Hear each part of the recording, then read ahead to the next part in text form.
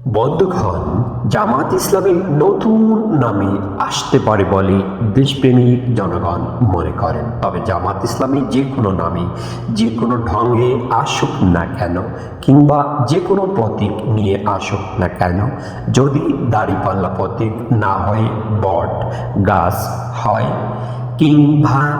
কিংবা কলা গাছ হয়, তবুও দেশপ্রেমিক জনগণ এবং জামাত শিবিরের নিকট কোনো সমস্যা হবে না বলে জ্ঞানী ও গুণীজন মনে করেন। বন্ধুগণ, জামাতের আরও একটি কঠিন মন্ত্র রয়েছে। ওরা নাকি আঙ্গুরের মতো চেপা মাথা বিশিষ্ট লোককে তাদের নেতা মেনে নিতে কণ্ঠাবোধ করে না, কিংবা একেবারে কুচকুচে কালো গরিব লোক হলেও নেতা মেনে নিতে লজ্জাবোধ করে না।